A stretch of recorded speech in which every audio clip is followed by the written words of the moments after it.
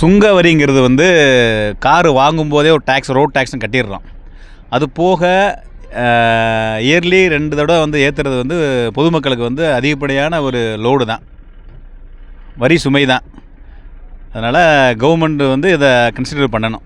மக்களுக்கு வந்து வரி சுமையை ஏற்றுறது தான் இதை கொஞ்சம் ரெடியூஸ் பண்ணிடலாம். இதை கன்சிடர் பண்ணணும் மக்கள், கவர்மெண்ட்.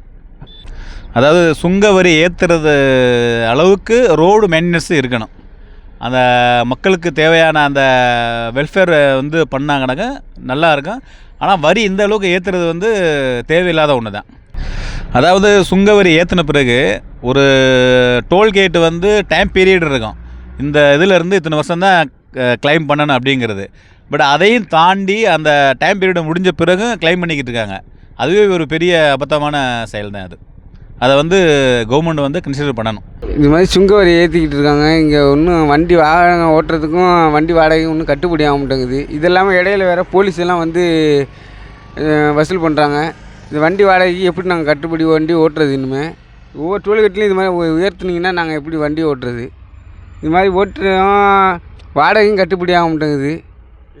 டீசல் விலையெல்லாம் அதிகமாகுது. நாங்கள் எப்படி தான் வண்டி ஓட்டுறதுன்னு தெரியல எங்களுக்கு.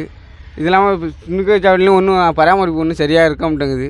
ஒரே நிலையாக இவ்வளோ தான் வசூலிப்பீங்கன்னு ஒரு இதாக இருந்தீங்கன்னா அதுக்கு தகுந்தாப்புல நாங்கள் கொஞ்சம் பண்ணி வண்டி ஓட்டலாம். இல்லைன்னா நாங்கள் எங்கேருந்து வண்டி ஓட்டுறது? நாளுக்கு நாள் சுங்க வரி அதிகமாகிட்டே போயிட்டுருக்கு. நாங்கள் இப்போ ஏழை பால்மார் மக்கள் எப்படி மோட்டரை வச்சு ஓட்டுறதுனே தெரியல.